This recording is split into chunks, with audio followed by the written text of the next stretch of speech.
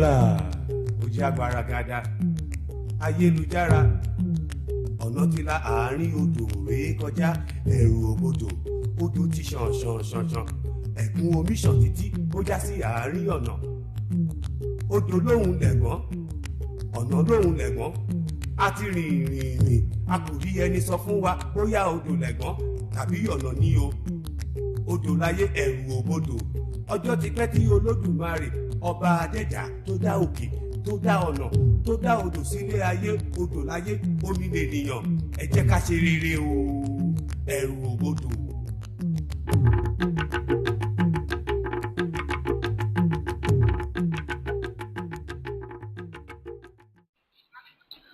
Okay, so welcome to Kmt G discussion series. We're here joined today by Dr. Kmt Shockley from Howard University. And what I'll do real quick, Dr. Shockley, is I'll go ahead and read your bio that you provided to me. So Dr. Kmt G. Shockley is an associate professor at Howard University in the School of Education, Department of Educational Leadership and Policy Studies. Prior to his appointment at Howard, he was the associate professor at Morgan State University and at George Mason University. Dr. Shockley has authored numerous articles and 2 books on the broad topic of African American education, specifically African-centered education. Dr. Shockley's most recent book, entitled The Miseducation of Black Children, is published by African American Images in Chicago, Illinois. He has published works in journals such as the Journal of Negro Education, the Journal of Black Studies, the International Journal of Qualitative Studies in Education, and the International Journal of Critical Pedagogy, to name a few. In addition to his work as a professor and researcher, he served as a founding board member for a charter school in Washington, D.C. Dr. Shockley holds a Ph.D. in Organizational Leadership and Policy Studies from the University of Maryland at College Park. So, Dr. Shockley, welcome. Thank you very much. And I'd like to say, again, thanks to you and Baba Obatale Kambone, who do this site. I'm very excited to be a part of what Abibitumi Casa does. I've been aware of Abibitumi Casa for a little while, and I think that having these kinds of forums is critically important. So I'm very grateful and want to just let you know, Madasi, and thank you so much for having me. Oh, absolutely, absolutely. So what we do all the time, Dr. Shockley, we often open up with a little libation or just a word or two in respect of our ancestors. So what I'll do is I'll go ahead and open up, and if you want to add to it, feel free by means. So I would like to just, pay respect to the ancestors who came before us, who fought this battle that you're fighting for the minds of the African people.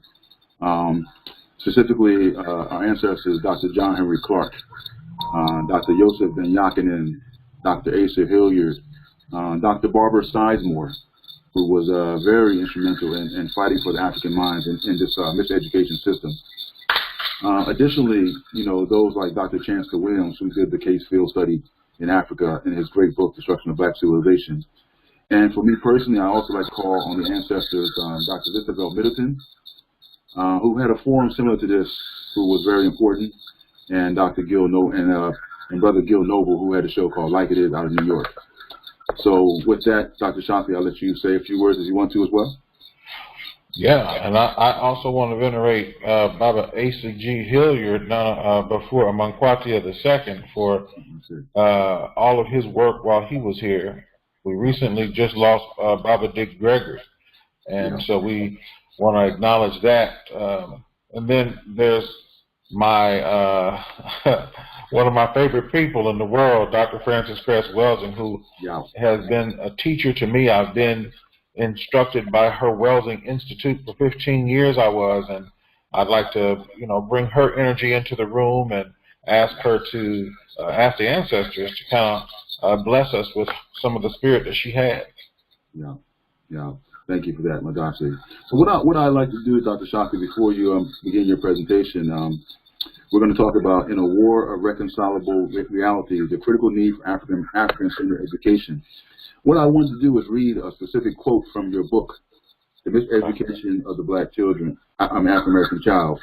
And it's kind of going to be a segue into what we're going to talk a little bit about today. So allow me to read that. Sure. And I quote you, it says, "Perhaps the most frightening problem is not trying to figure out what to do about black children, Perhaps the most frightening problem is not trying to figure out what to do about black children who do poorly in school and on tests.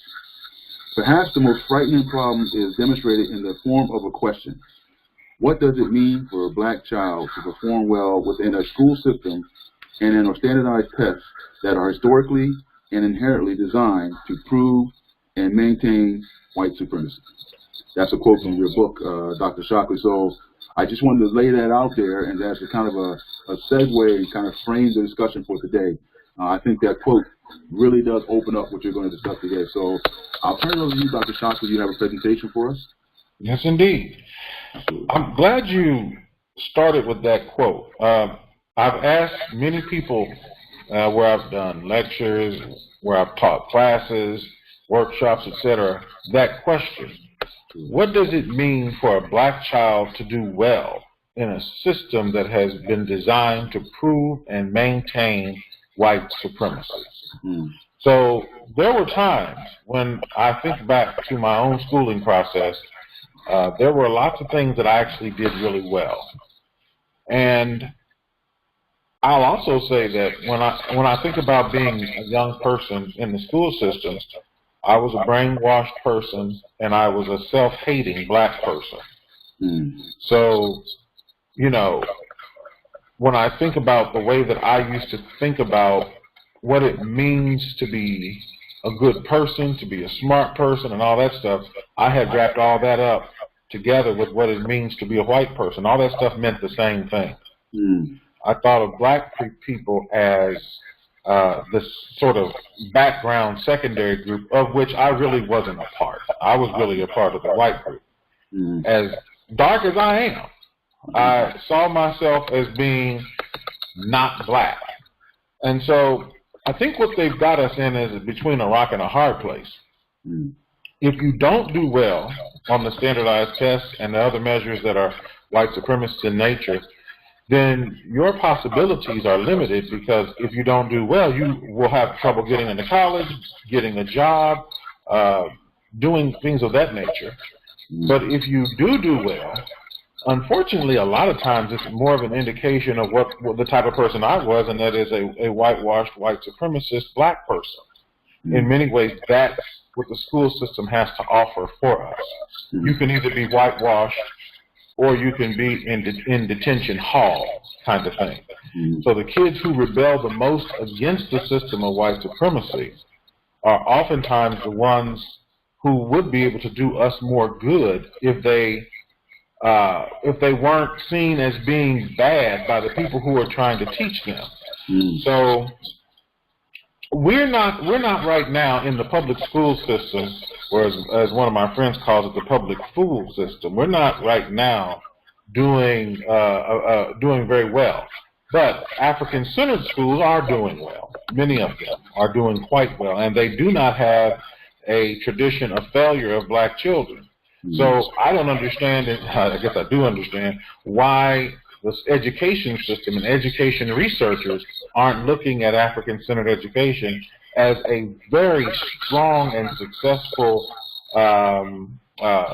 alternative to the public school systems that our children are currently suffering in. So unfortunately, in education research, people may not know this, but education research is the place where it all starts in terms of making decisions about what's going to happen in the field of education. It starts with researchers proving theories and things of that nature, and then selling their ideas to school districts, and then to legislators, and legislators making decisions about what's going to happen in schools based upon all kinds of stuff, including politics, cronyism, and who can make money off of things.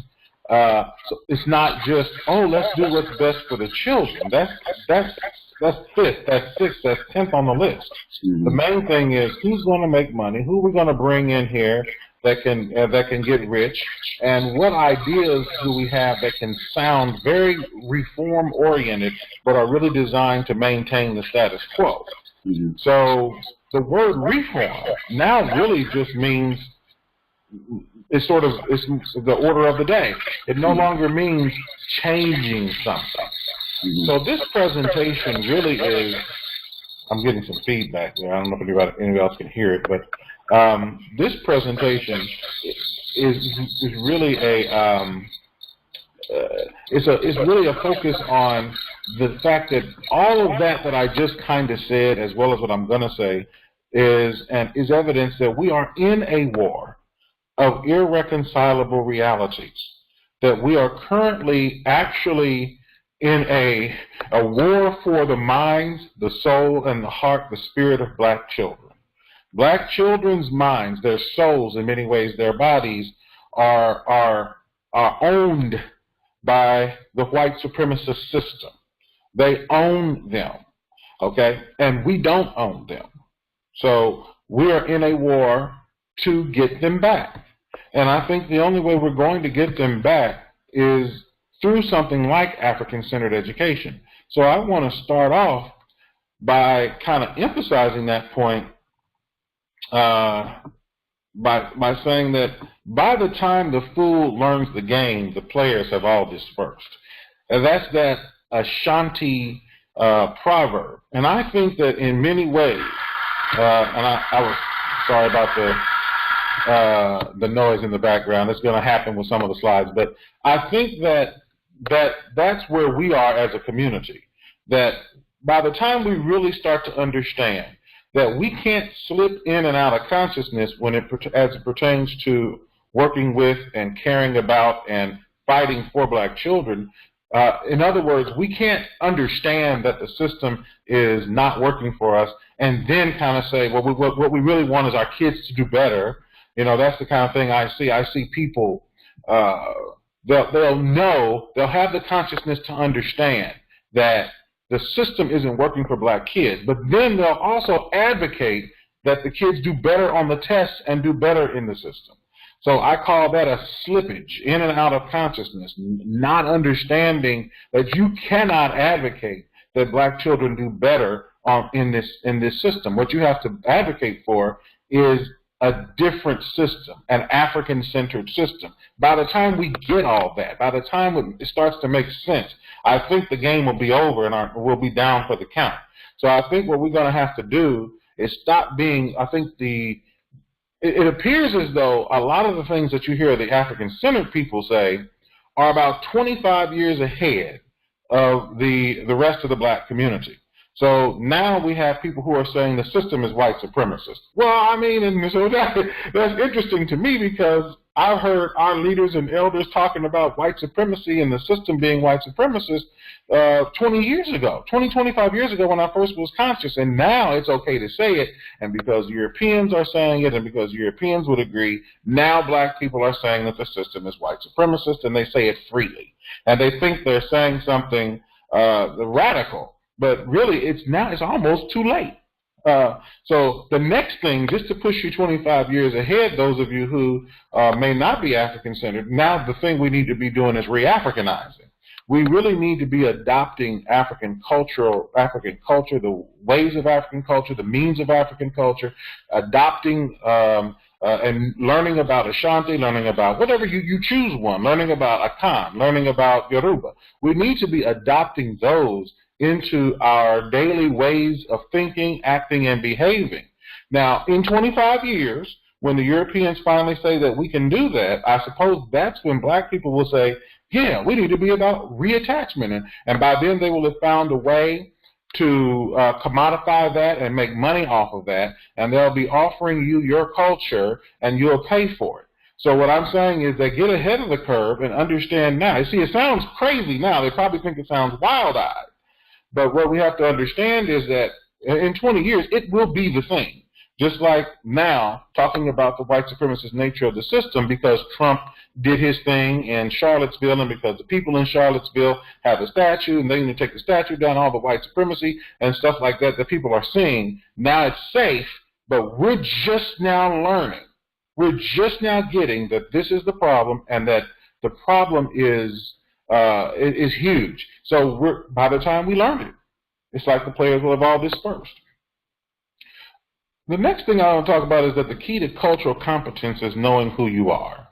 Okay, so in education, there's a lot of talk about cultural competence, and there's a lot of talk about culturally relevant pedagogy.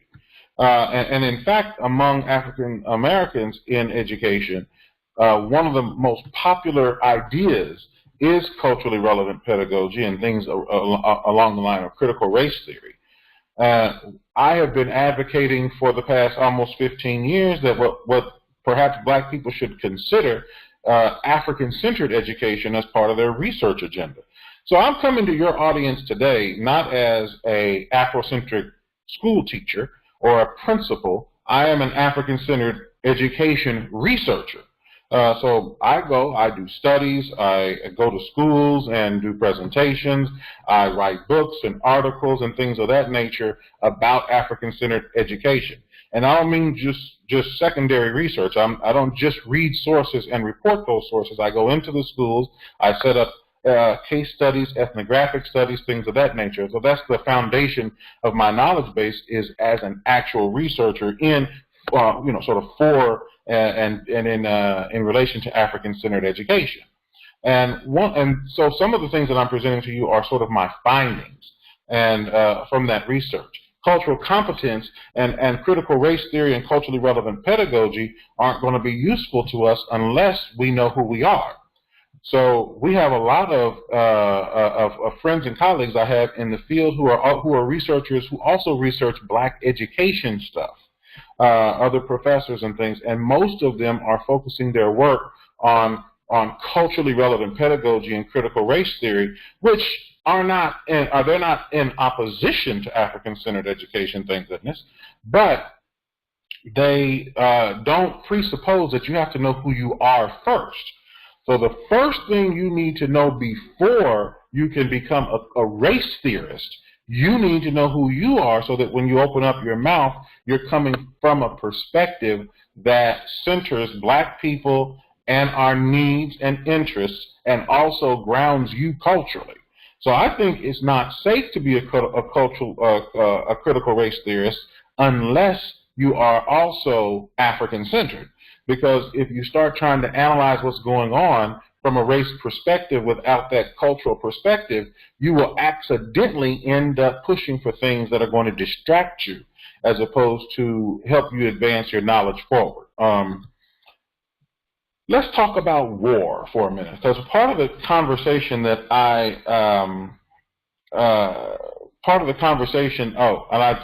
just got a text message from someone saying there's no sound. I don't know if you have any instruction for that person or not, but I'll just continue on.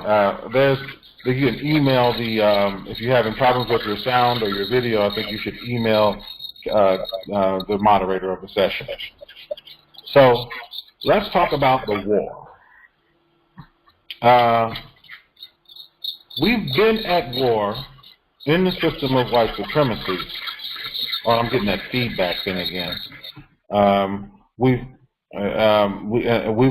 been in that war for many years. Let's talk about some of these war episodes, and I mean literally. So, war episode 1, and I'm informed here by Joseph Ben Yakinen and Chancellor Williams, the people of Tamari, as Ben Yakinen likes to call them, versus the Europeans around 4200 BC. And this is something that I think we need to talk to all children of African descent about. We need to talk to them about the fact that Africans have been at war with various groups of people, namely Europeans and Arabs, and to some degree Asians, for thousands of years. So war episode 1 in the pre-dynastic period is this war with, the people of Tamari and the Europeans. The result of that war was an African victory. And what I think is interesting is that when we teach history in school, we don't teach it as if there were ever any African victories in major wars against other people. How is this related to education? It's directly related to education, because I think that who black people see themselves as being is oftentimes connected to the notion that we have always been the loser. We've always been the group that needs the help. We're the group that needs the sort of welfare and the assistance of the system. But here we are, War Episode 1, 4200, we won that war. In War Episode 2, it was the people of Kmt. Again, the African people versus the Asians in around 3000 BC. Look how long ago that was. The result of that war was Narmer smiting the Asians. And if you go to Kmt, you can see pictures on the wall. This isn't just something you have to believe me about. You can type into Google, Narmer smiting the Asians, and you'll see pictures in the hieroglyphic. You'll see him smiting the Asians, and the result of that war was yet another African victory.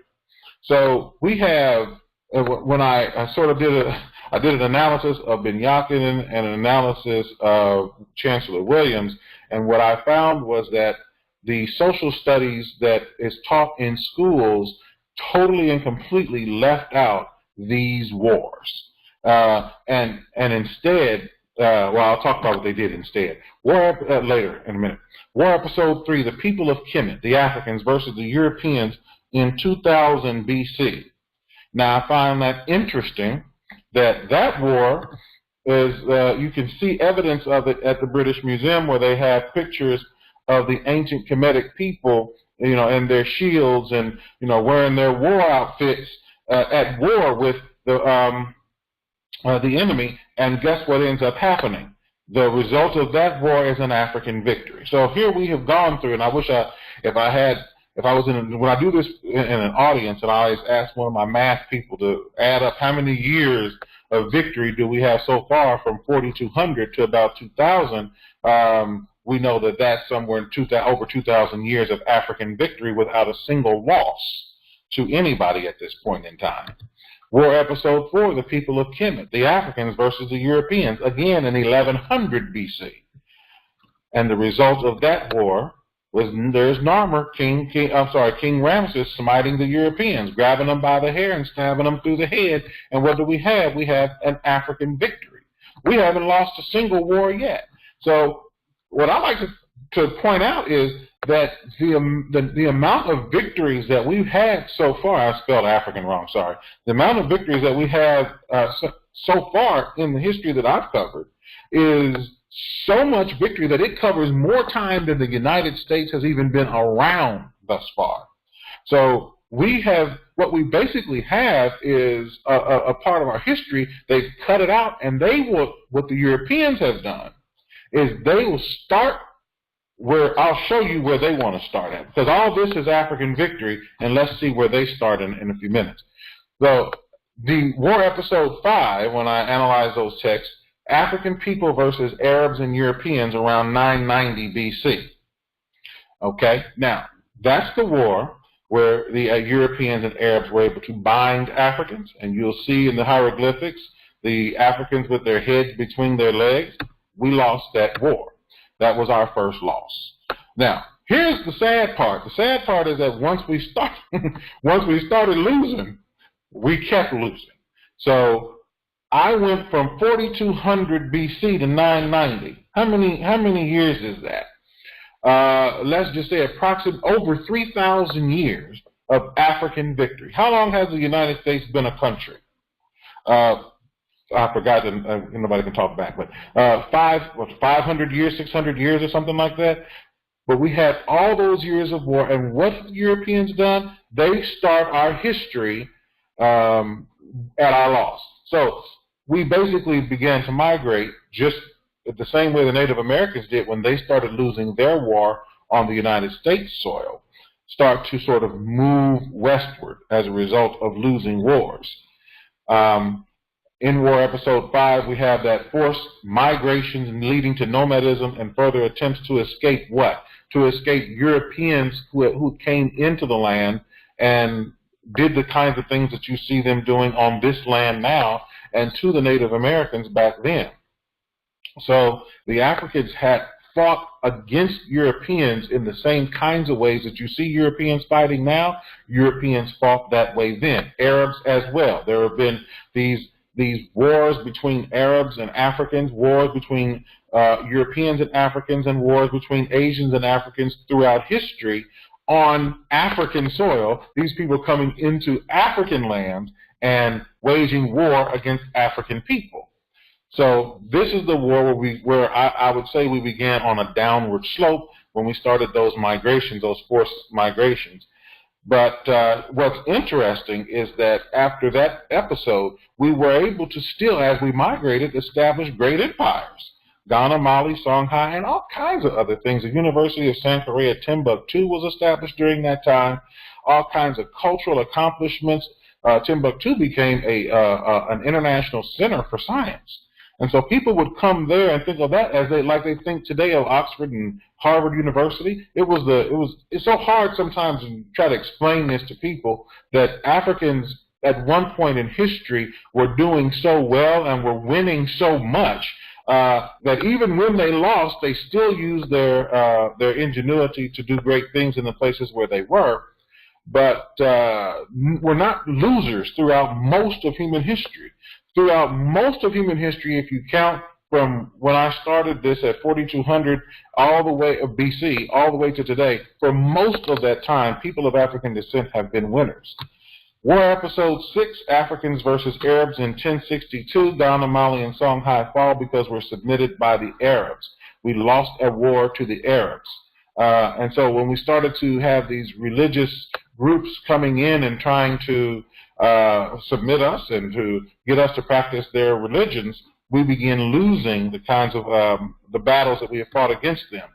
War Episode 6, again, I talked about those. War Episode 7, Africans versus Europeans in 1500 AD. I think this is the point at which Europeans like to start our history, is at this point right here. Because this is the one where we have this. This is where we are kidnapped. In War Episode 7, and as you can see in the picture, we have Africans being submitted by Europeans, put on slave ships and things of that nature. That is not just, slavery. It's not just we were enslaved. That was another war against people of African descent. And I think we need to start teaching our children. You need to get Chancellor Williams and you need to get Joseph Benyakinen and begin to look at that history that they lay out and understand who we were in that time and during that span of time, and how we won all those wars all the way up until just a couple episodes ago. So that when we think of who we are as a people, we think of ourselves more holistically and in terms of the fact that we've been mainly winners, not losers. So our young people see us as the ones who lose. I was having a conversation one time with a colleague of mine when I was a professor at George Mason University. I was having this conversation with an Indian woman, an Indian as in from the country of India. And I asked her, I said, why is it that when a lot of times when people come over to this country from other places, they tend to side on the side of white supremacy instead of trying to side with black people and trying to help us fight for liberation and things of that nature? And she said, well, Kmt, it's obvious, isn't it? We want to be on the side of the winner. And so it was interesting to me that what she was basically saying, what she was admitting, is that it's not so much that it's not so much that we don't see the righteousness of your struggle. It's that we believe that you're on the losing side and we want to win. So I found that fascinating. I found that comment fascinating, because what has happened is Europeans are starting us here at this war episode, and this war episode is one of the beginnings of our actual demise. So that war episode in 1500 is also the result. That is really the beginning of the current war. So the war that started in 1500 with Europeans, around 1500 with Europeans stealing people of African descent, is part and parcel of the current situation.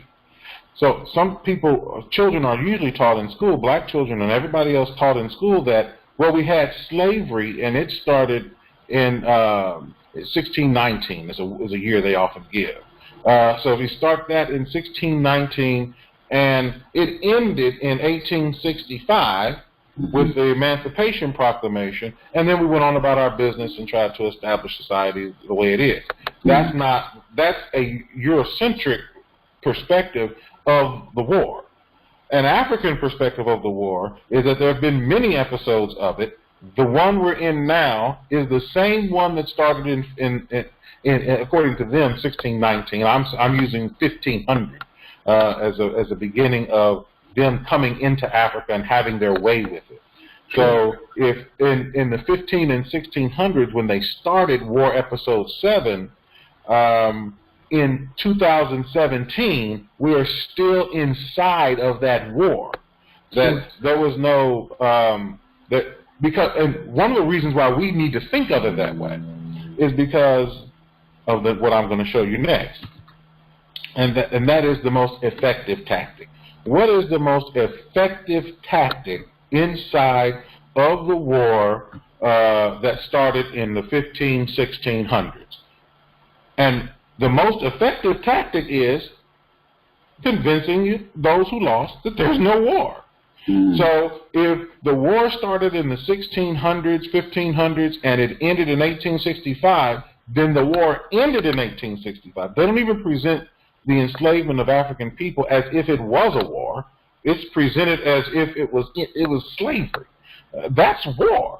To enslave a group of people is to commit war against them, is to sort of go to war, engage in war against them. That's not just something that's done outside of the context of trying to commit genocide and to make sure that they're there only to work for your benefit. So the most effective tactic is to convince us that in 2017 there is no war, and that is what they're teaching our young people. If our young people understood that we were at war now, then I think they would perhaps be more willing to fight. If our old people understood that we're at war now, they might be more willing to fight. So that's the most effective tactic, convincing us that there is no war when we're in a war that started in the 15 and 1600s. So I want to talk about now what black children are experiencing, and I'm going to use animals to do this. I want you to meet Don Gato, who is the 8th grade Meowing teacher. I'm going to make it real simple, and I'm going to take what I just said in terms of the war. I want you to stay in a context of thinking about war and stay in a context of thinking of what is happening to us now as being what is happening to a group of people who are in a war with another group but don't realize they're in that war. So the other group is saying, well, yeah, we realize that it's a war, and our position is, well, it's not a war, we're just experiencing racism, this kind of thing. No, it's not about racism.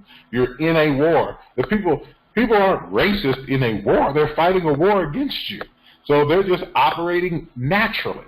And the natural thing, one of the things that I have noticed, just in terms of my own study of how white people and the system of white supremacy battle, the way that the system battles, is there is always, and this is Chancellor Williams talking about this in history too, there's always a liberal and a more conservative group of people of European descent fighting in the war.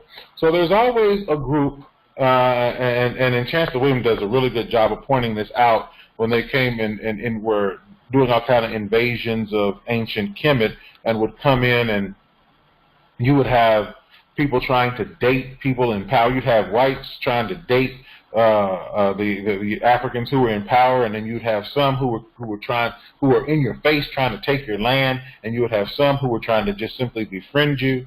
You have the same thing happening now. Of course, you have whites talking now about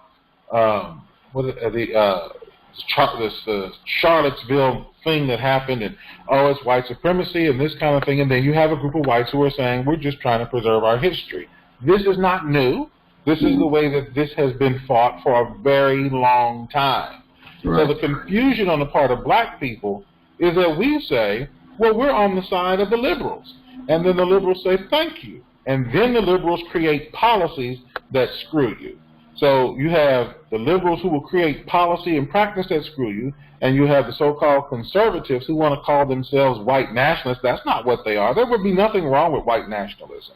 All that would be is white pride in being a white person, just like a black nationalist, pride in being a black person and seeing black people as constituting a nation. There's really nothing wrong with those things. The really they don't want to say is that these people are practicing white supremacy. They are white supremacists, and the system is a white supremacist system. So basically, what we need to do is to begin to understand that we're in a war, and we have to take on a war mentality and a war mindset and not slip in and out of consciousness around that like I was talking about before. We'll slip in and out of consciousness around whether or not we're in a war. But I want to introduce you to Don Gatto, who is an 8th grade Meowing teacher. And here's what's happening in education. So this person, Don Gatto, teaches how to meow. That's what Don Gatto teaches.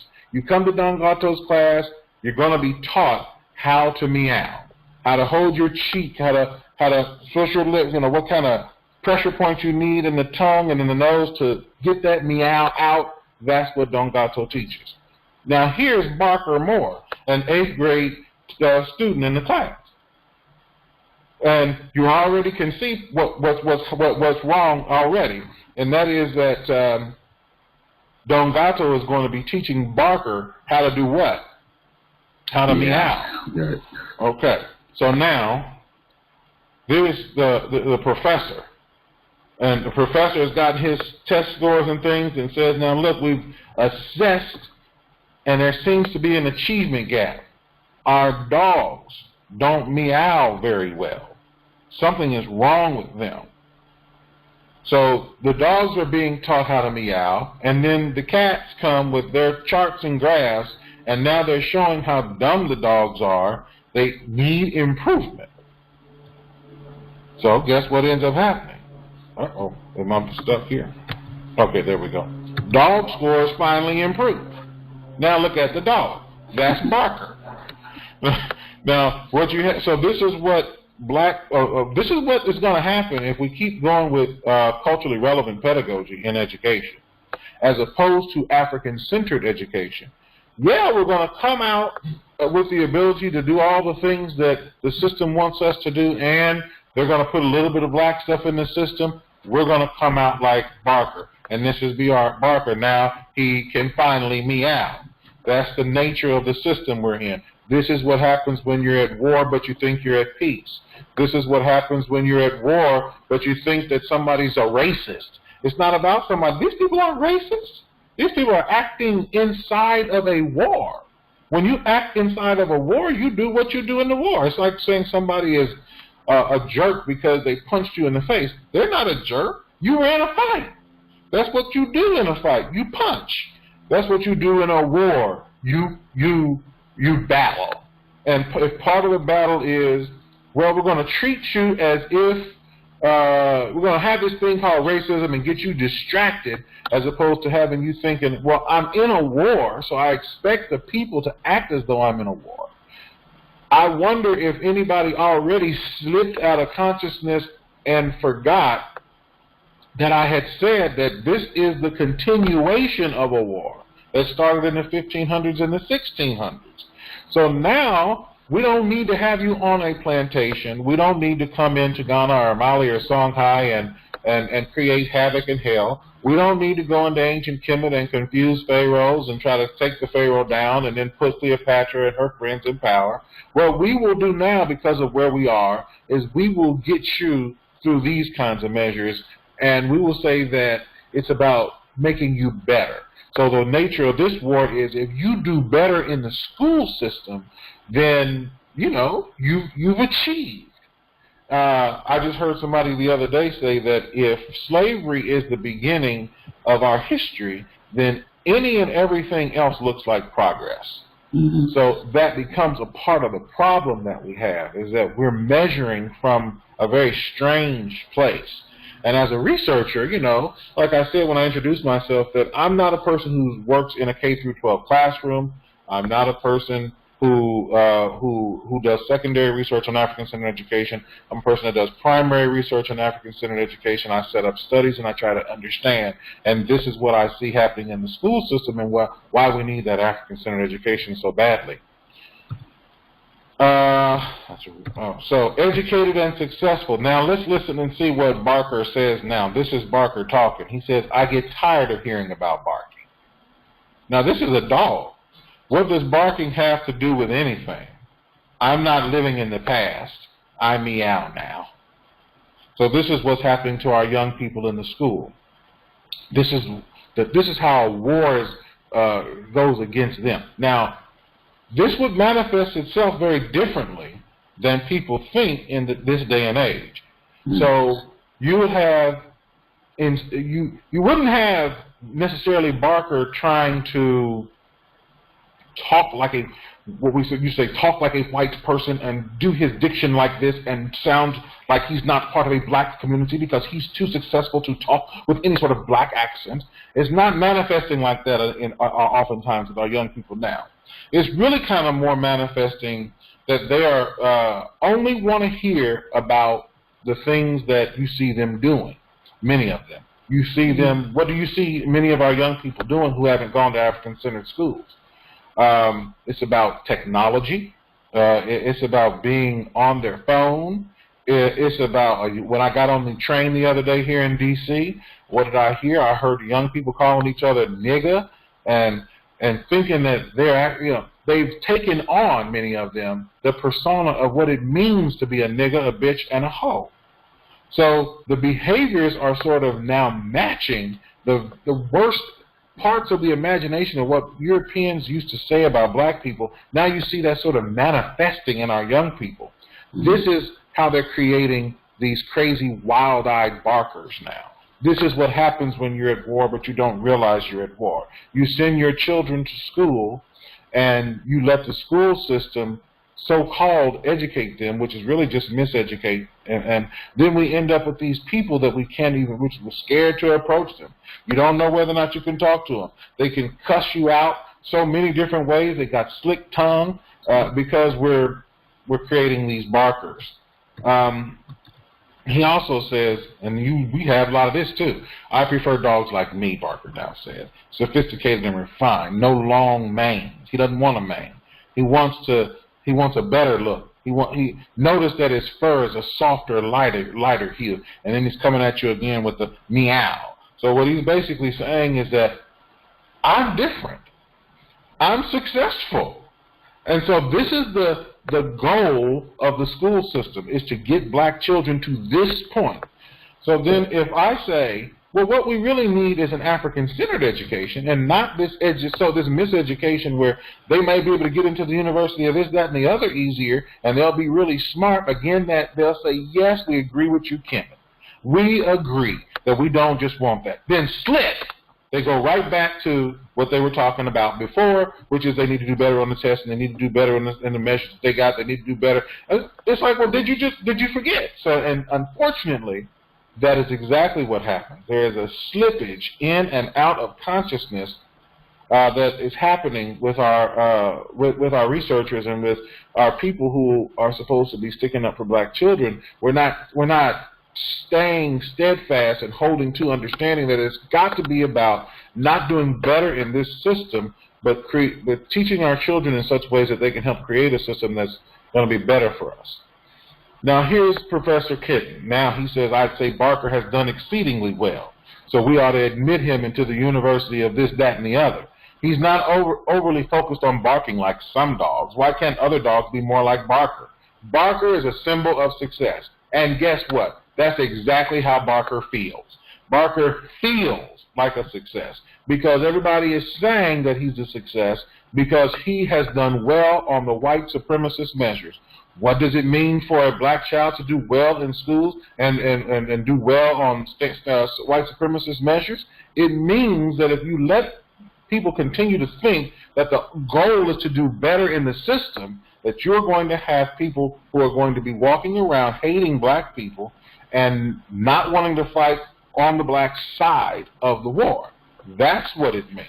So we got to understand what's happening to our young people. If we don't stop this slipping in and out of consciousness thing where, and I hear it all the time. I'll go somewhere and speak to a group. I spoke to a group of parents not too long ago in St. Louis and was talking to them about the importance of African-centered education. They put their right fist up in the air. They said, Black power. They said, yeah, this is what we need. We need this African-centered education. I understand everything you said, Dr. Shockley. And then when it was over, at least 2 or 3 parents came up to me talking about, and I want to let you know, my son did way better on the test this year than he did last year.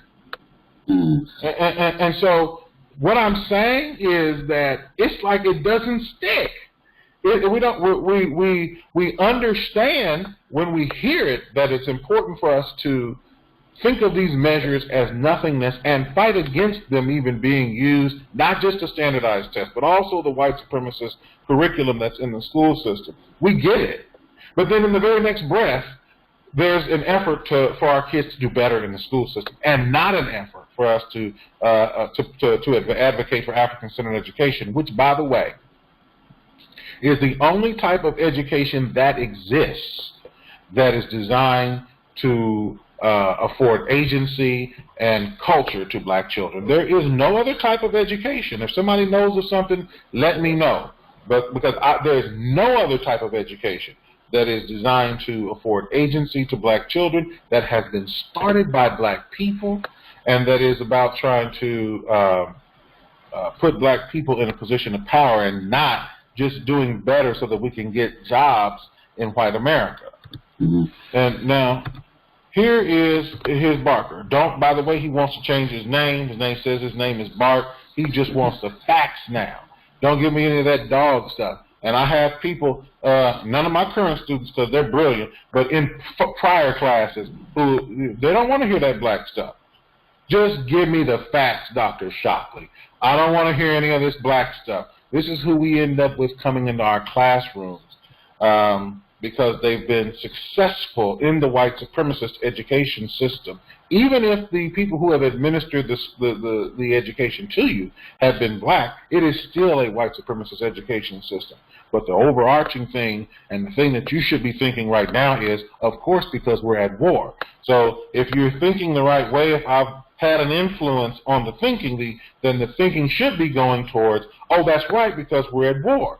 So if we're at war, then there's going to be an effort to make sure that black people aren't interested in black stuff and that they're instead kind of see themselves as neutral, or see themselves as fluid in their consciousness, or see themselves as sort of transcending their blackness. You know, I used to hear that a lot about people transcending their blackness, and I've got multiple identities, and my racial identity is just one.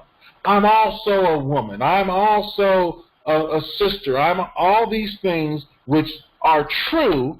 But what's interesting is that when you're in a system of white supremacy and you're at war, those things, instead of becoming things that are real, become things that handicap you from fighting in the war in the system against white supremacy, because they're there to distract. Because the idea is to distract you so much that you can't think, and that you keep forgetting about the war context. If you keep the war context at the front of your mind, then it will be much harder for people to use the system of white supremacy to sort of cause you to go off track in your thinking with what you should be doing to gain agency in our community, so we can have agency in our community. Here's Barker's cousin.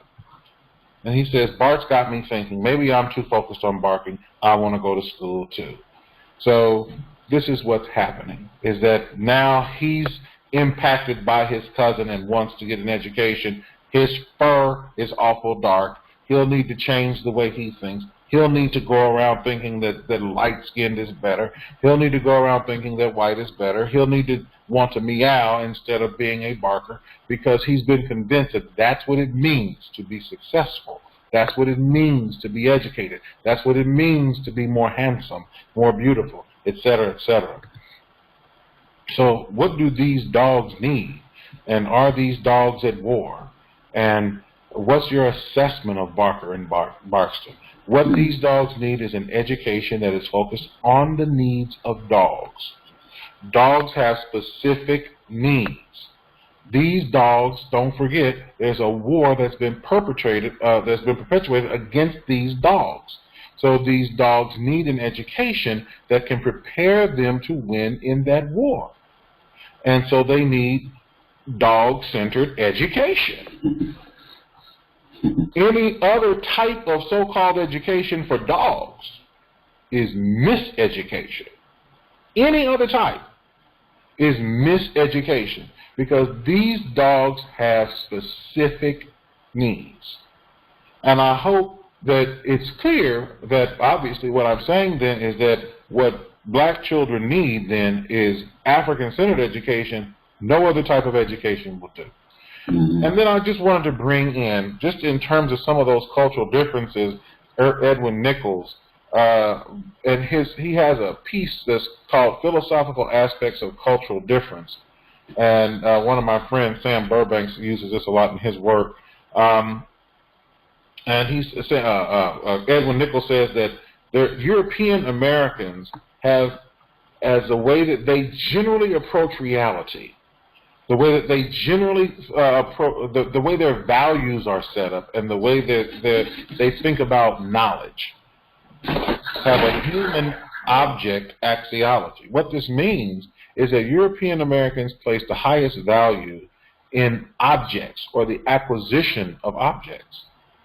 And then epistemologically, they know things by counting them and measuring them. That's how they know. And so you'll see people privileging that. You'll see people, because I have been a professor for so long, I know that the privilege goes to things that can be counted and measured.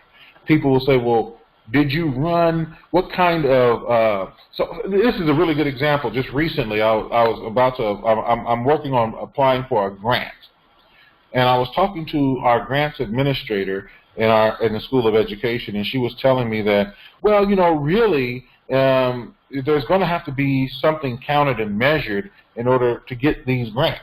Most of them require that something be counted and measured. And there's an idea that means that the science is higher when something is counted and measured. And that comes from the ways that Europeans know things. They know things because they count them and they measure them. And then people get really impressed with it. Well, yeah, because those numbers can be really, really impressive. Well, they also used numbers when they were trying to prove that black people were intellectually inferior. Well, one of the things that that was all quantitative research that was used to determine and dictate black intelligence, or lack of intelligence. It was people like Edward Thorndike, Henry Goddard, and Robert Yerkes, who developed and implemented the IQ tests. These tests were used to determine that black people were less intelligent than other groups, and all of them were done using quantitative research. There's good quantitative research and there's responsible quantitative research, but just because something has a bunch of numbers in it and sigmas and chi's and deltas all over the place that you may not be able to read does not mean that it has been done in your favor and that it has been done beyond the pale of white supremacy or racism, or beyond just someone trying to prove a point that you are inferior. So I think it's important for us to realize that. And the African American axiology, that just means the way that African American, what they value. They value human-to-human interactions. The highest value lies in the interpersonal relationship between humans. Tell me I'm lying. That's really important. What's important to African Americans is, what's my relationship with this person over here? Oh, I don't like that person, so this ain't gonna work. So that's really important. The affective, we know through symbolic imagery and rhythm. And so there's a devaluing of that.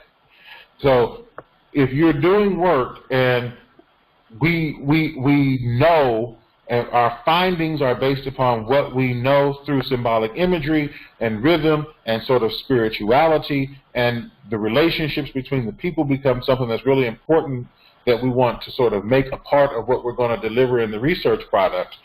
That's undervalued. The most important thing is being able to count and measure. So in research, again, they've privileged counting and measuring, because you can then take out all the things that have to do with the human stuff. Look at that human on the African American. You take that out, and then you try to become, look at the European one now, objective in what it is that you're trying to do. And what we find is that there's never any objectivity in anything that Europeans produce in terms of their research. And now, with the move toward interpretivism, which means there's a move toward, in research, sort of interpreting, that we sort of believe now that everything gets interpreted through your frame of reference. There's sort of a move there to believe that. And what we find is that when we look at the studies and the things that Europeans have done and that have been done in the system of white supremacy, that there's all kinds of subjectivity within the so-called objective research protocols that they have put out there that are supposed to be getting followed. What does this have to do with the war? It has to do everything with the war. Because what we have is people who are taking on research agendas in the academy who really are not wanting to take on a black research agenda because of what is valued by the academy. And the academy says that counting and measuring is what's important, so people do that. And so when you say let's address the problems of black people, they will tell you that let's address the problem of all people. And when you say that, then you automatically are not going to be dealing with our issues. So it's one great big mess. Asian Americans, human group, the highest value lies in the cohesiveness of the group. What they call co-native. One knows through striving through the transcendence. We know because we're trying to transcend that which is at base level and go higher. And then the indigenous of the Americans, of the Americas, human multiverse. The highest value lies in the balance of relations between humans, other beings, and spirits of the past, present, and future.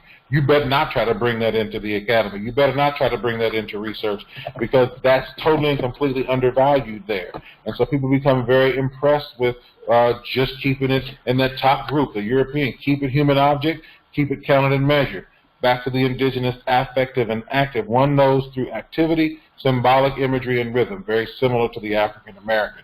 So if you look at what's going on with the three bottom groups, African American, Asian, and indigenous, there's this sort of spiritual axiology. There's a way of knowing that has to do with more than just counting and being able to touch and feel. There's also a knowing that comes through the emotion and the connection with the divine that is totally discounted and it has no place in the world of the academy. And it is really important, because it also means that the natural way that Europeans are will always then privilege the research that comes out. People will accept papers and articles that they're doing because it's easier for them to think in that vein, because that's where they're coming from in terms of their culture.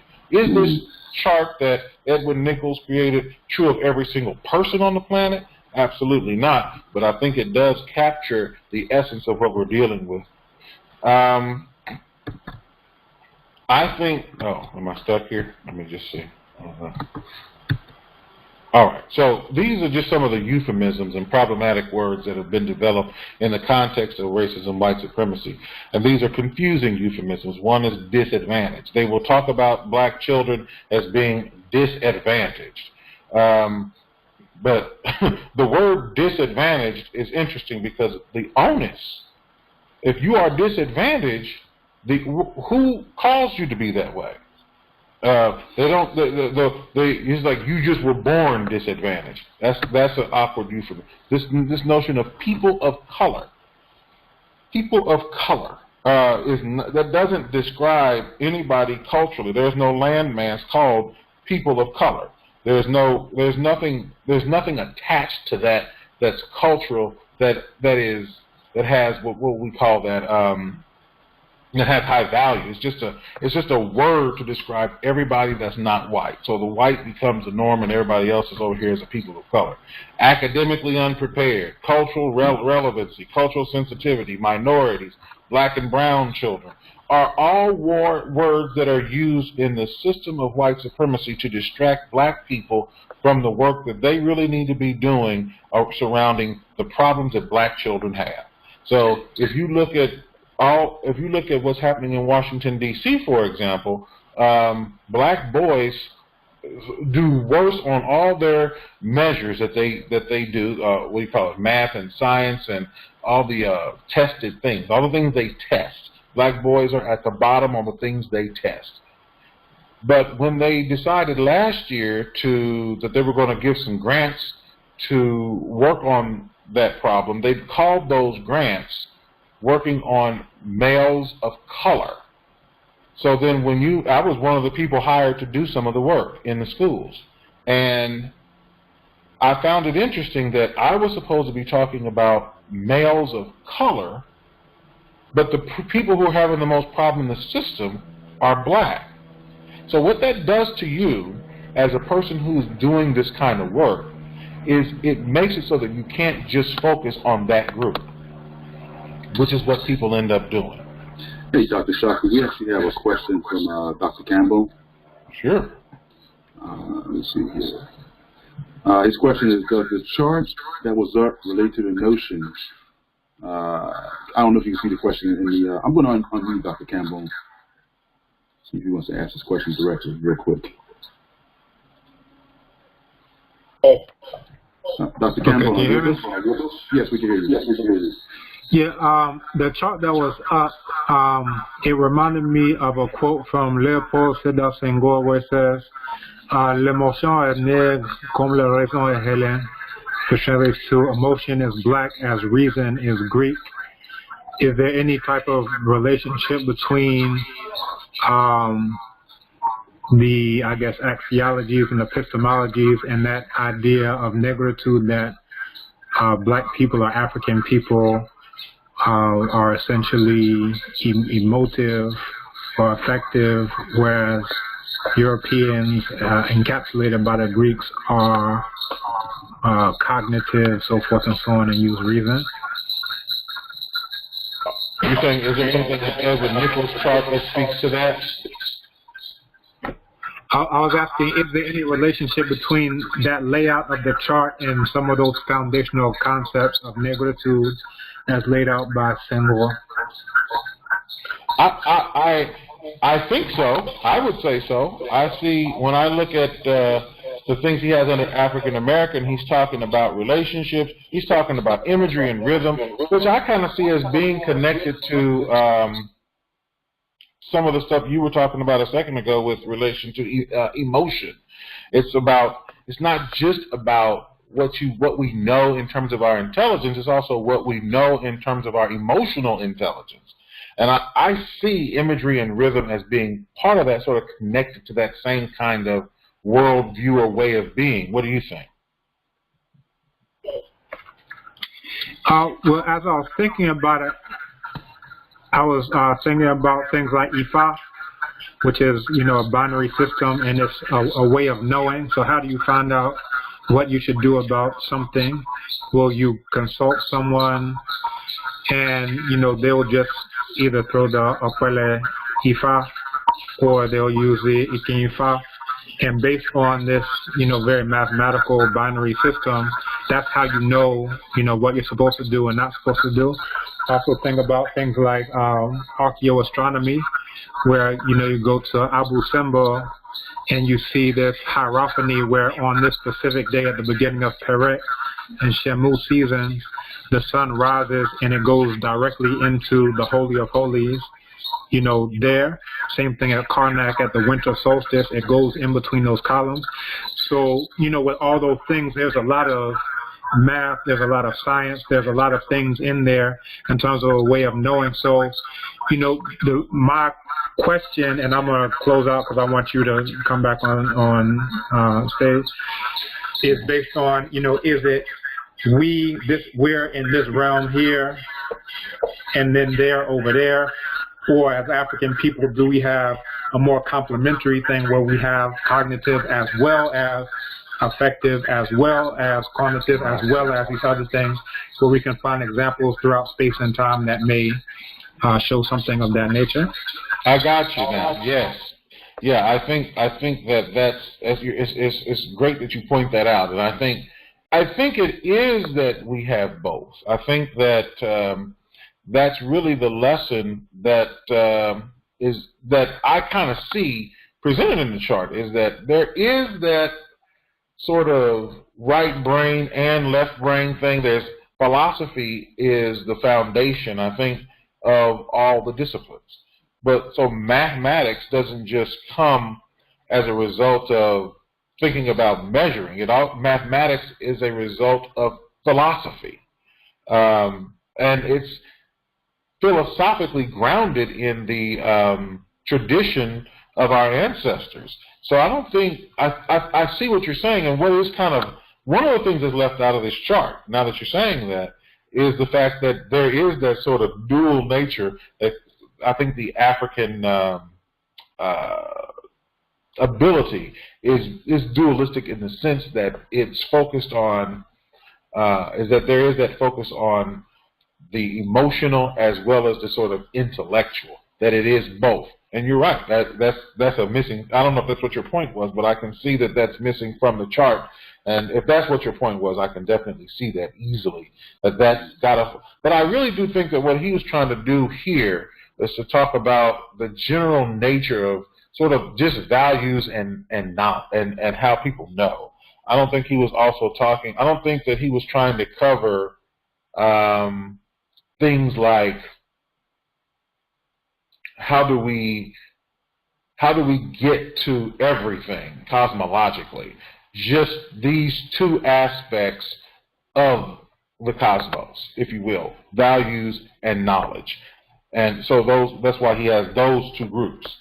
But if it's kind of difficult without a back and forth, but I think what I hear you saying is that you see that as missing. I can kind of see it too, but I don't think that this chart is comprehensive.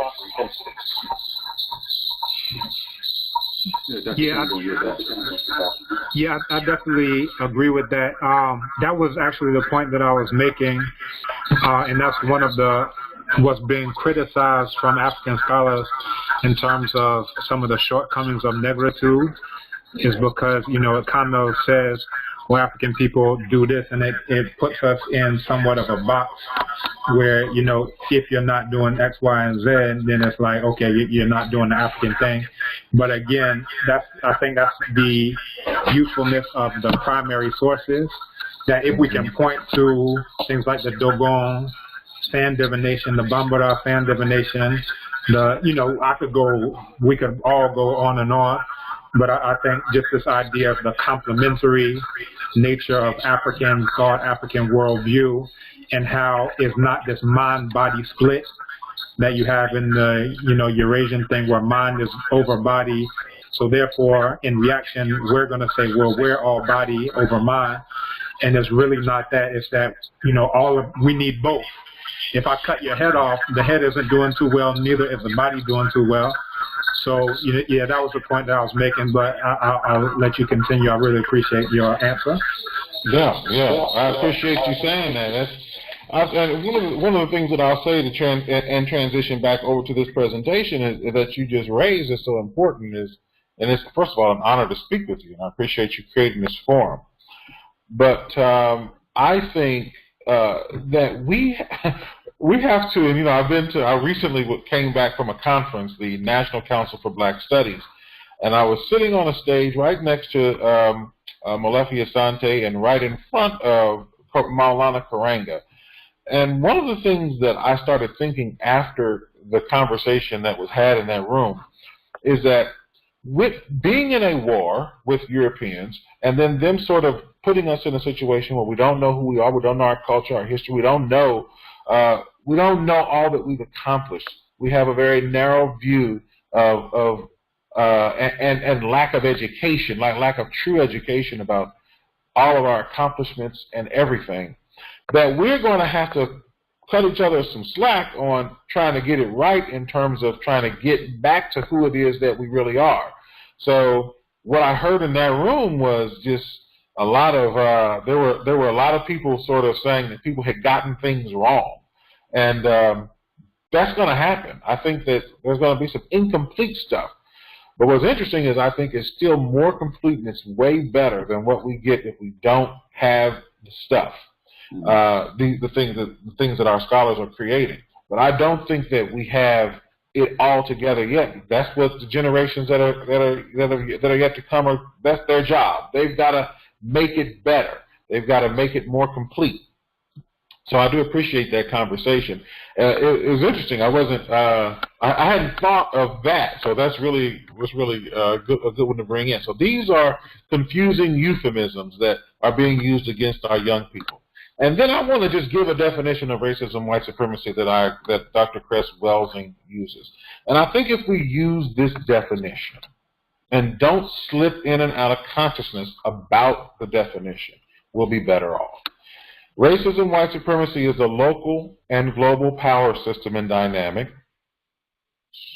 structured and maintained by persons who classify themselves as white, whether consciously or subconsciously determined, which consists of patterns of perception, logic, symbol, formation, thought, speech, action, and emotional response, as conducted simultaneously in all areas of people activity: economics, where I work, education, entertainment, labor, law, politics, religion, sex, and war, for the ultimate purpose of white genetic survival and to prevent white genetic annihilation on planet Earth, a planet upon which the vast majority of people are classified as non-white, such as black, brown, red, and yellow, by white-skinned people.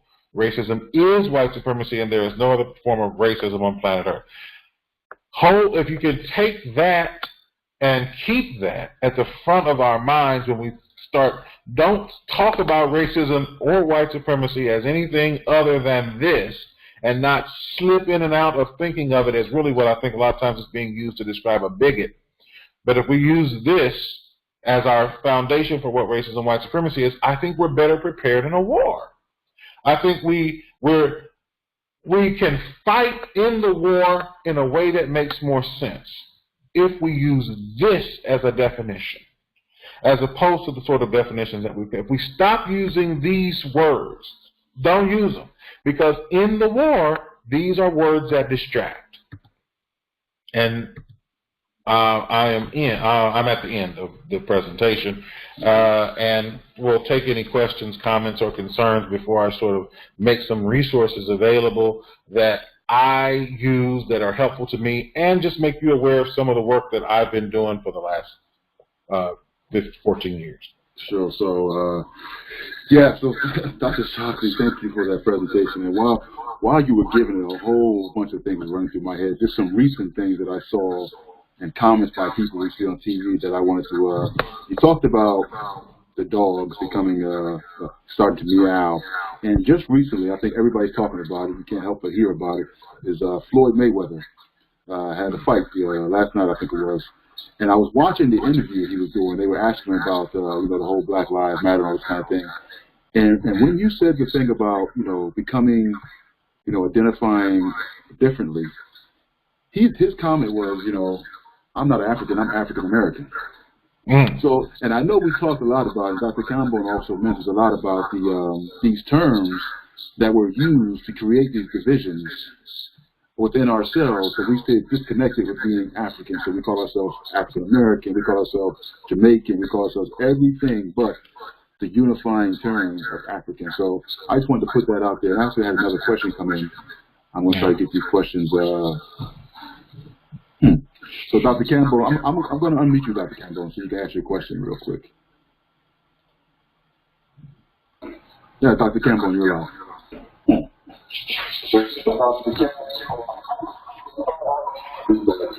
I can't hear him. Okay, let me go ahead and try to read the question then.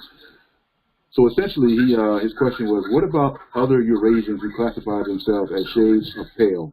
And Eurasians, by Eurasians, we mean the whole landmass, because Europe and Asia are not separate continents, was all one landmass. So the term Eurasians, what about other Eurasians who classify themselves as other shades of pale? I'm not sure if I understand. Okay. Like, for example, I'm not sure I understand the question. Okay. Dr. Campbell, you can elaborate on the question. So for the other people on the call, if you're calling in, you can hit *6 on your phone, and I will know that you have a question. And then if you're in the forum on the internet, you can hit the QA button at the bottom of your toolbar if you have a question. So I wanted to ask a question. You talked about the Barkers, and you talked about the education system itself. And what I want to ask you in your research, Dr. Carter G. Woodson wrote in this Education of the Negro. If you can kind of tie what he wrote to your book and talk about, just the subtle differences and the tactics that we can pinpoint and say, although it's the same battle, these are the different things that we've seen that have progressed since the time he wrote the book and of course, since your book. Yeah, I mean, I think that, Carter G. Woodson wrote the seminal book, The Miseducation of the Negro, and then the publisher of my book named this book, The Miseducation of Black Children. I think when I think about the time when Carter G. Woodson wrote the book, in the 1930s it was published, I think that one of the things with black people that unfortunately things have perhaps gotten a little bit worse in the sense that we've lost clarity. So I think that in the 30s, in the 40s, in the 50s, 60s, 70s, I think it started getting hazy in the 80s and beyond. I think the thing we had that was to our advantage was that we had clarity of who we are and who we are at war with. I don't know how often we use the term being at war, but I know that when you have clarity, it can cause you to make less mistakes. So what we have now is, I think, a lot of things in the environment that are pointing to making people feel educated. So then I think it was clear that this education over here is segregated off. It's black. It's less than. This is the way that people were thinking. I think it's less than because of the resources that we had. It's less than because we don't have air conditioning, we don't have heating and cooling, we don't have great books. The chalkboard's messed up. It doesn't look good in here. The white people had better stuff.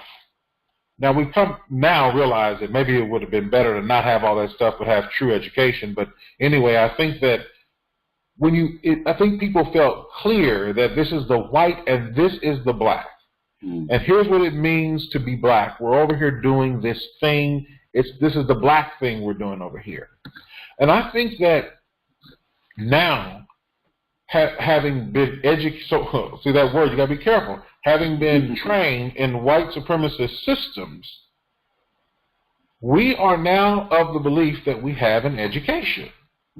So we believe because we went to this white school over here, and this white high school, and then maybe we went to the university of this, that, or the other, or we went to an HBCU and got a Eurocentric education at the HBCU, that we're educated. So it's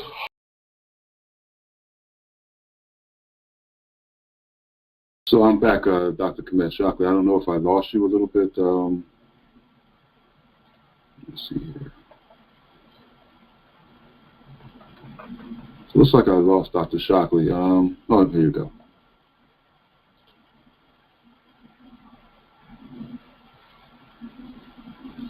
Dr. Shockley, are you still with us?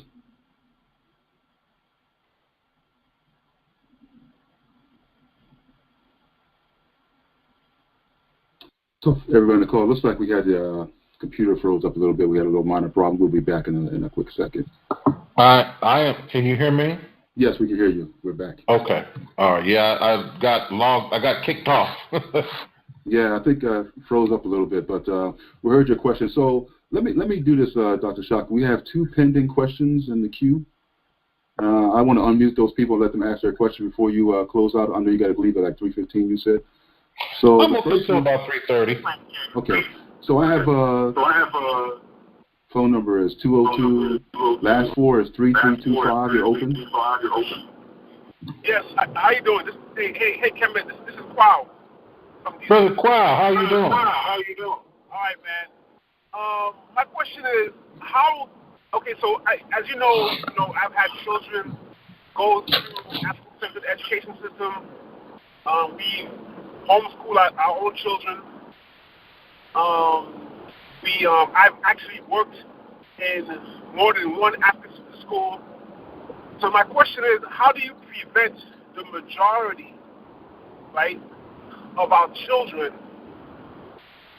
still, when you graduating from these systems, but still basically becoming better, smarter Africans who still work within the system? And mind you, I want to put myself as one of these people. So right, so I know about where I war, right? But I work, I know about African history and so forth, right? I'm an Khan priest, but essentially, I still work within this system. So the question becomes, how do we create an education system that so the next generation says, you know what, I'm not going to work within this system? You understand my question? Okay, so let me make sure I heard the question. I think what he's saying is, how do we create an education system that is going to prepare our kids to not have to work in the system? Is that what you said, Brother Qual? Yes, exactly. To be able to, because otherwise we have an African-centered education system that basically creates smarter, better Africans that work in this system. Yeah. Good. That's more than a good question. It's a fantastic question. I think, first of all, it's hard. But I think the second thing is that I honestly believe that it's going to be an intergenerational thing. I think it's not going to happen for us until we have larger numbers of Black people who are willing to use their creativity, their intelligence, and their ingenuity to help Black people. So I think that African-centered schools are going to have to make it a part of what they do to sort of intentionally not just create the type of person that you just talked about.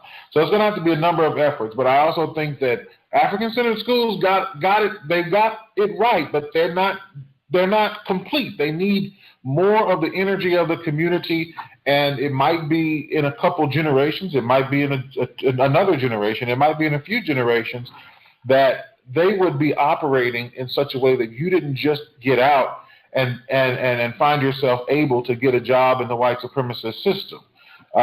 So I don't think we should just wait on it. I think that we should start making that a part of the conversation.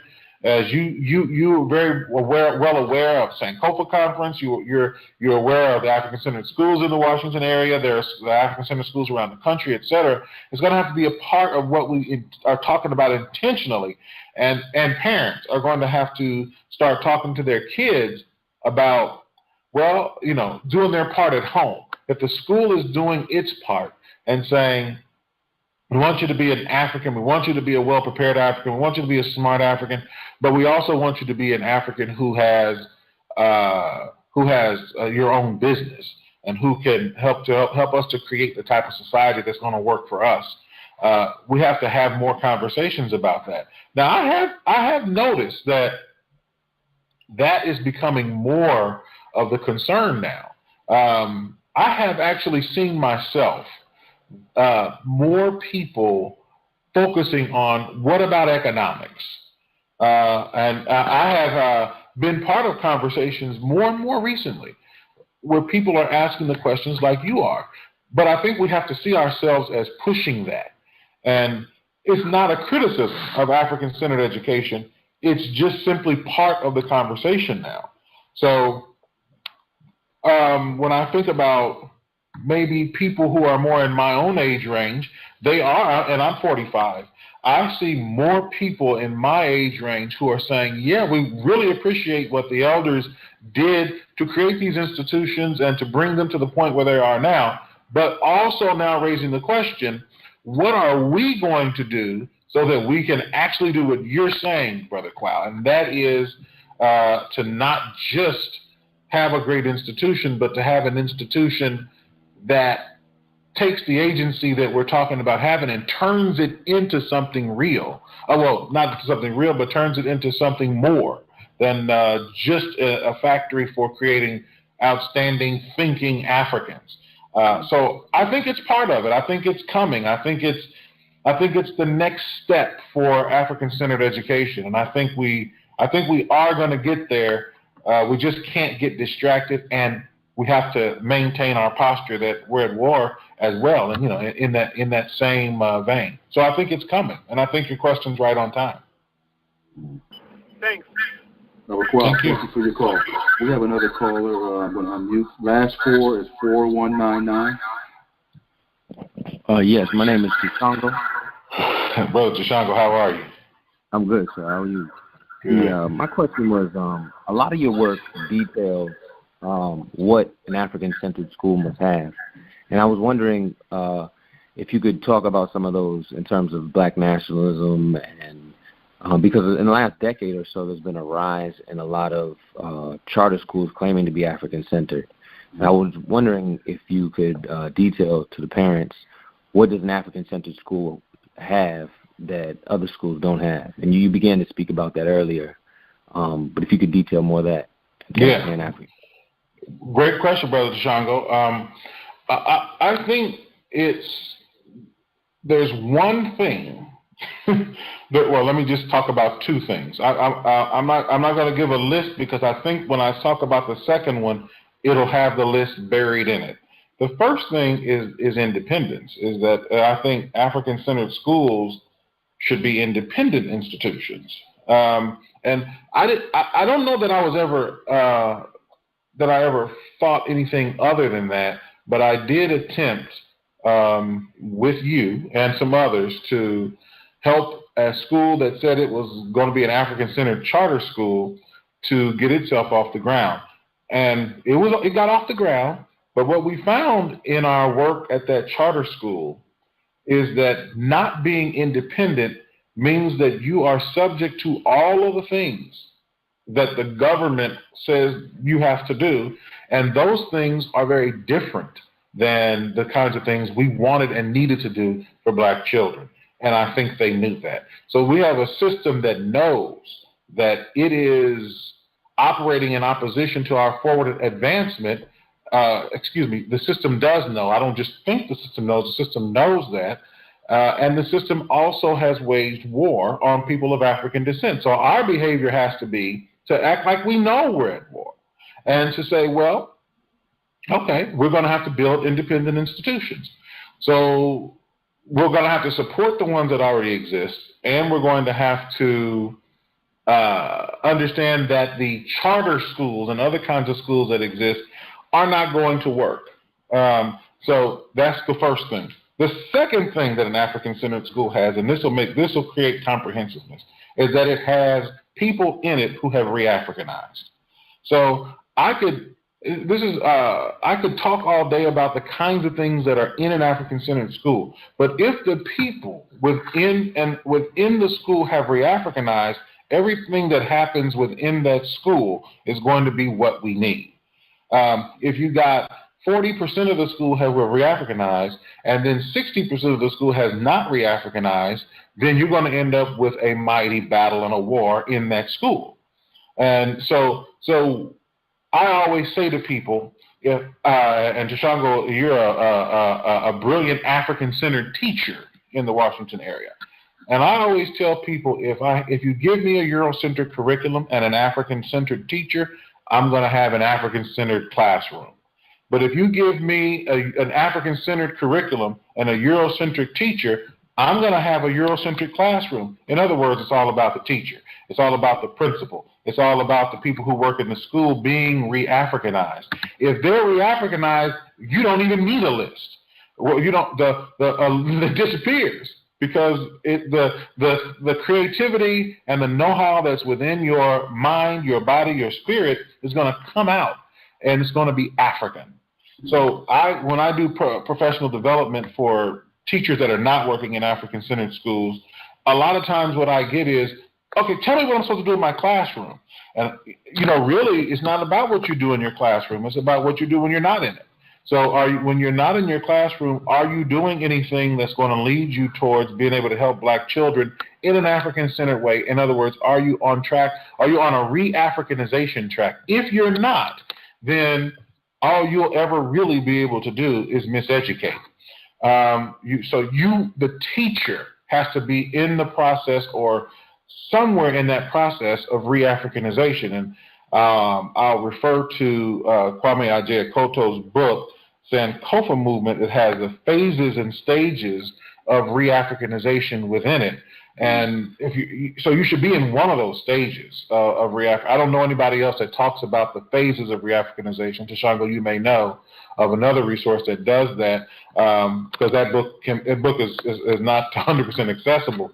But it's really important because it talks about what kinds of things a person is going to be doing at each individual stage and phase. And I think that we need to become familiar with that and hold that in our head, just like I think we need to hold that definition of racism, white supremacy right here, don't slip in and out. And we need to hold that definition or hold that reality that we're at war in our mind, don't slip in and out of consciousness about the fact that we're at war. All that stuff has to stay right there in the front of the mind. And I think that, the re-Africanization process. So that's what I would tell parents. They need to be in a process of re-Africanization. And if they're not, then they're also going to be aiding and abetting the white supremacist system themselves. Sure. Shango, thank you for that question. So we had another question that was actually typed in, and then I'll let you, I know you want to get to the references. Sure. I'll let you get to that. So we had a question from one of our guests. It says, question Erickson, her name. It says, how does our pre-integration educational practices systems relate to our African-centered educational practices systems? So in other words, pre-integration, how does those systems relate to our African-centered practices? I think that they are a predecessor. In the sense that I think that the things that happened prior to us getting some clarity on our need for African-centered thinking and education are predecessors to us having the deeper understanding. So that's how they relate. I think one of the things that we know from pre-integration is that perhaps it was better when we were segregated. I hear more and more people say this now, and I wasn't around during segregation, but I've heard more people say that perhaps we were better off when we were segregated because we had more control over the education system. I think that what the African-centered education thing is a natural sort of progression for people of African descent at this time to reach a point where we are saying we want to reconnect with who we were prior to us being messed with. So, if it's all the protest marches and things of that nature that we see going on now, well, we got two different sides there. We got a group of people who are saying we want a better lot in American society. We want the same things white people have. We want great grocery stores and great community. We want the same thing you've got. Then we got a group who are saying, what we really want is freedom and independence and the ability to be the African people that we are. So those two camps exist. And I think that what we have to understand is that the very first protest started when the ship left the African shore. Mm-hmm. So we started the protesting as soon as we left shore. And protests continued when we got to shore, and what we wanted then was to get back to Africa. We weren't saying then that we wanted to have a better lot in American society. We were saying, I want to go home. So if you think about the war and you say, well, in this war, these people brought us to the shore, and they have caused us to want a better lot in their society. That means that you're losing. You've gone that many steps backward, that they've got you not thinking about returning home. They've got you thinking about staying with them, but having it better with them. Mm. That is an indication of a major step backwards in your consciousness and in your thinking. We went from protesting to go home to protesting to have it better here. That's sad. So I think integration is a step along. Well, I guess integration and segregation as steps along the way to get back to having enough I hate to say it like this, but having the sense, like common sense enough to understand that it's a very basic thing that when someone takes you from your land, that you want to get back to your land.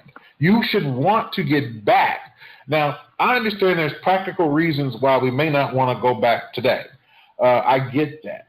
But if it's not in your mind to go back, if the first thing that comes to mind when someone says, let's go back is, well, my ancestors built this country, that lets you know how far you've been knocked off your cultural kilter. That shouldn't be the first thing you think when someone says, we need to go home. The first thing you should think is, heck yeah, we should go home. Mm-hmm. Now, I understand that there, like I said, there's complications in that. I'm getting away from the question, but just to kind of get back to the question. You want it. Okay. So I think what we want to do is to understand that that's how masterful the white supremacist system really is. That's why, in this war, because what they can do is they can cause you to start to have desires that end up making you reify the very thing that you're supposed to be going against. They make you come back to them while you think you're protesting them. You think you're protesting them, but you're actually asking to join them in a better way. So when I think about what's the importance of something like integration, I think integration is sort of like it's a step. It's a step. We've gone beyond that step now. Unfortunately, the majority of the black community is going to be 25 years behind in understanding how important African-centered education is. But in education itself, I think black parents are going to start demanding an African-centered education for their children in the public school system, because the public school system keeps saying over and over and over again, I'm sorry, I have nothing for you except this. They call the system, they call it reform. Reform now simply means keep it the way it is. So they come with reform programs. Right now they've got Common Core as a reform program in the school system. Common Core is not going to do anything. And neither has anything they've ever done. And whatever comes after Common Core will also not do anything, because the idea in education is to keep talking about change while you do absolutely nothing. So I hope I at least addressed a portion of that question. It made me think about so many other things. Yeah, absolutely.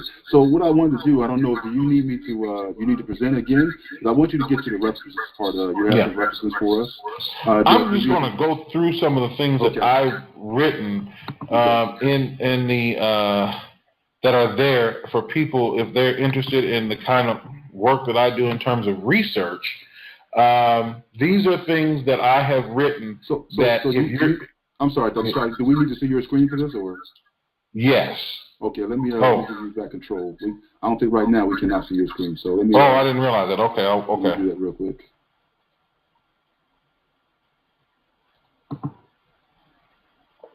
You should get that message to let us see your screen. Hopefully it doesn't do it like it did before, but it should be good to go. Yeah, it's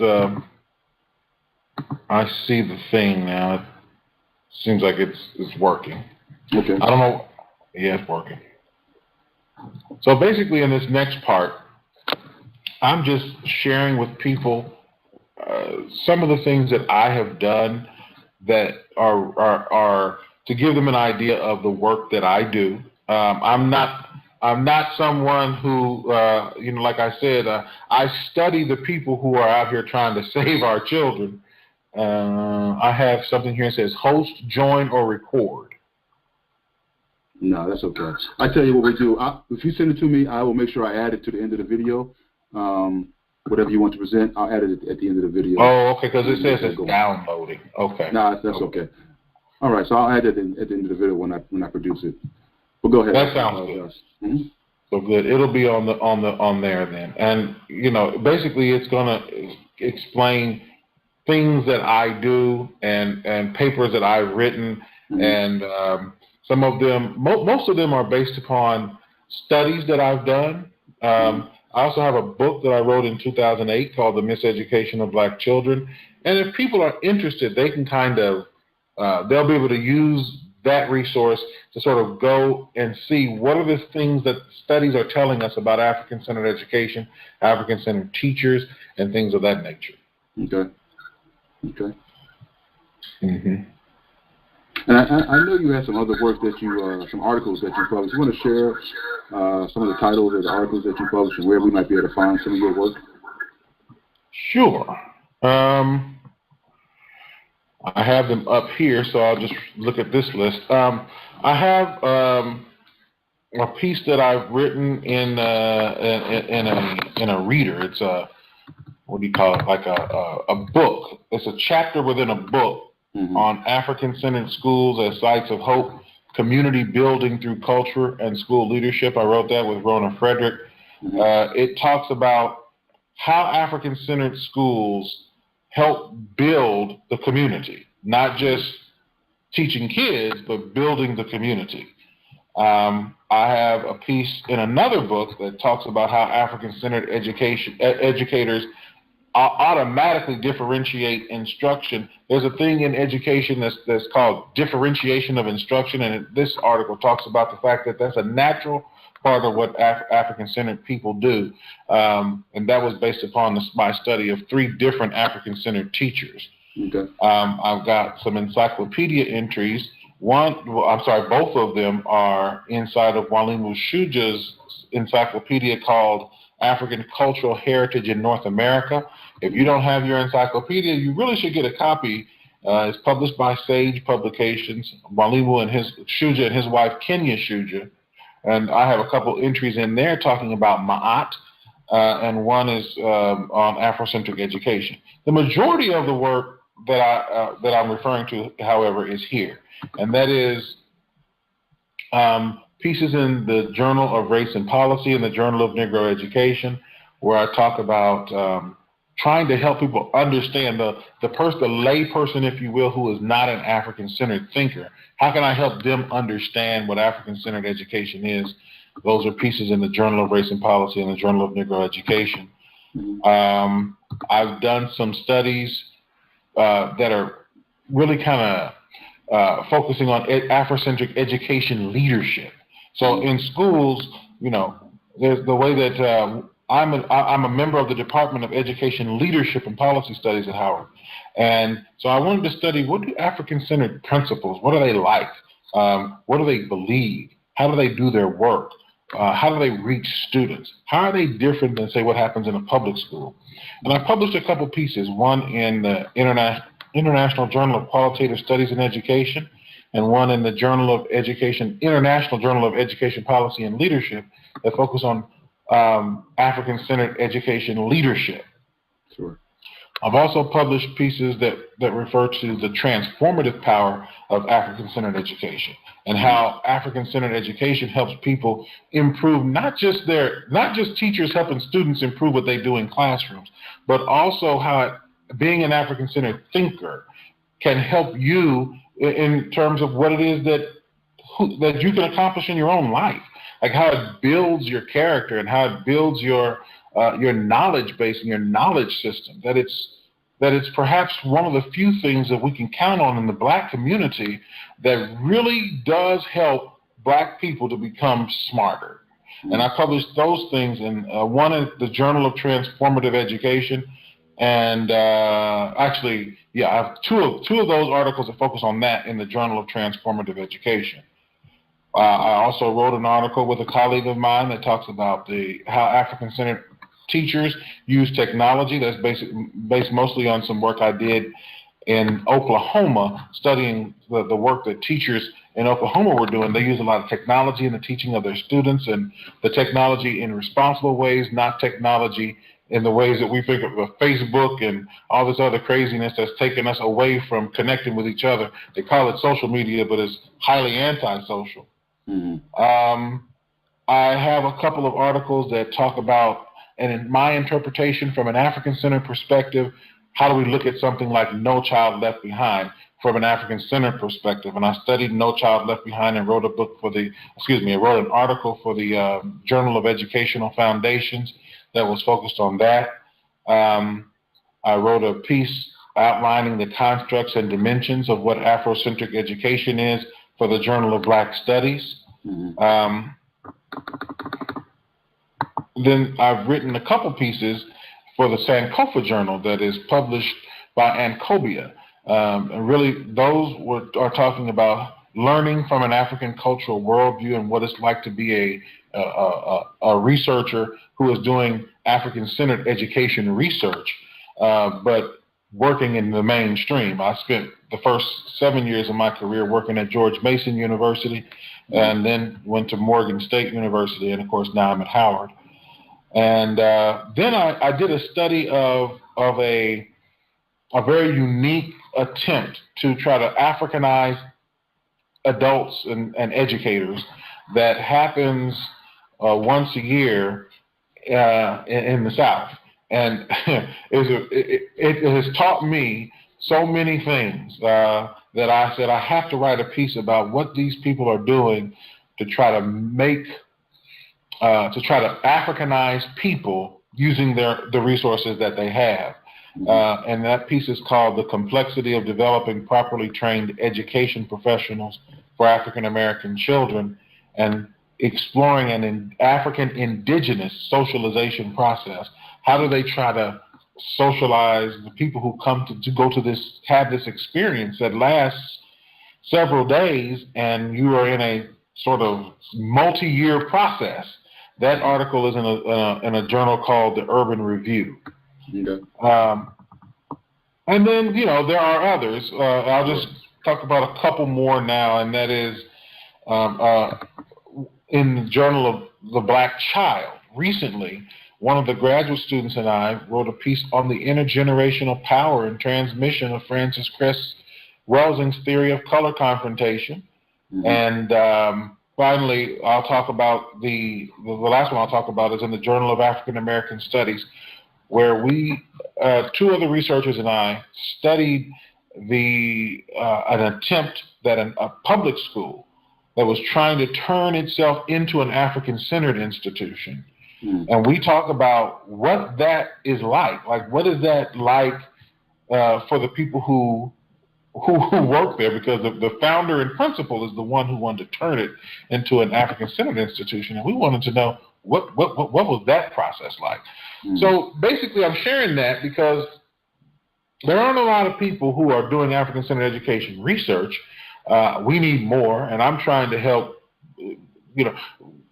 bring more doctoral students to that. So I just wanted to share a little bit about the kind of work that I've been doing. And it's a little different than, say, being an actual African-centered education teacher in a school, but I think that somebody has to be out there letting folks know what our folks are doing in the African-centered world, and that's kind of what I do. Sure. So like I said, I appreciate that, Dr. Shockley. What we'll do is when the video is produced at the end, I'll make sure to include all those lists in the video so people can reference those outside of this discussion we're having today. So I wanted to close out. We have a couple of minutes left, and I wanted to address, when you and I first talked about coming on, and we kind of talked about what we're trying to do here on the BB2 Casa is have this platform for the kind of work that you're doing so that we can share with the people who are in the space of being that African-centered mindset. So, and I know you have some of your grad students joined us today. Mm-hmm. There's an invitation to the grad students to come on our BB2 Casa and actually start a blog that you're actually doing in your classroom. And I'm pretty excited about this blog. that they're going to start on BBT Mikasa, and they get a chance to interact with a lot of the members on the board and ask questions and just engage in different topics relative to the African-centered thought process on our board. It's not like you alluded to the other day. Just recently, I call it Race Book, but it's not like those other platforms.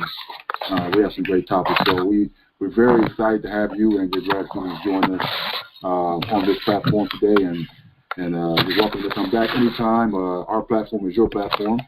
Anytime you have some new research you want to talk about, we'd like to have you on the forum. We need people like you on the forum, the scholars out there doing this work on the forum to engage with the people, the ones that's actually doing the research to engage, with the people on the forums. So, open invitation to you. Thank you. I'll say thank you. I think I got one more comment coming in here. Okay, we got a thank you from Question Everything Madase, Dr. Shockley, for coming on. And I'll let you close out with any lasting comments. And like I said, from BBT Mikasa, we really appreciate you and your grad students taking time out of their day to come on and share this information. Very valuable information. Thank you so much. I'm very glad to have you, and I'm glad for any of the doc students who were able to come on today. That's a wonderful thing. Let me also just kind of announce that in about a month and a half, maybe 2 months, one of the doctoral students, a second-year doctoral student at Howard, Chase Frazier, and I, we did a study of the Maroons in Colombia, who are called Pelenqueros. And we finished the documentary. The next 2 months are going to be spent turning it into something that can be viewed on TV, because you got to get your raw footage. You got to get all the technical stuff right. So it's going to take a while. It's going to take a couple months. But I just wanted to announce that we're going to be bringing a documentary forward for the viewing of folks. And I might want to come back on and bring Chase with me to talk about that work and what it was like and how we did it. And I don't know if you guys have a forum to show the documentary, but if you do, certainly something of that nature. But yeah, I wanted to announce that, and I also want to say thanks again for inviting me on. It was my pleasure, and if there's any final questions or anything like that, I'd be glad to take them. So, Madasi. So we got a lot of things coming in. Dr. Campbell says Blacktastic.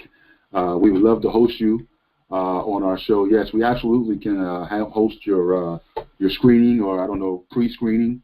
We can do the pre-screening here on the BBT Mikasa and allow you to use our platform for that measure. Any way we can assist you, we're more than happy to have you and Chase on. We actually had a colleague of yours, Dr. Moore, who I didn't know.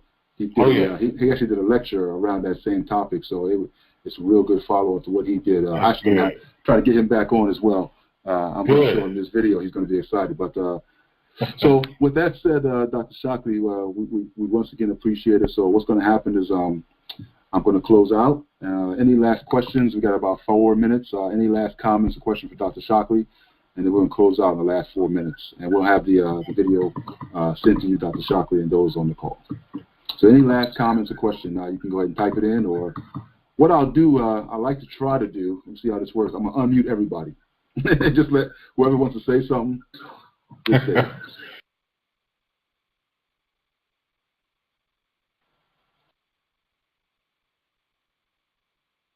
Muted.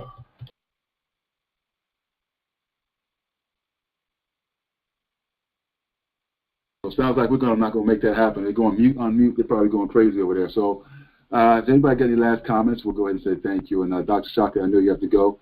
Really appreciate the information. Looking forward to having you back.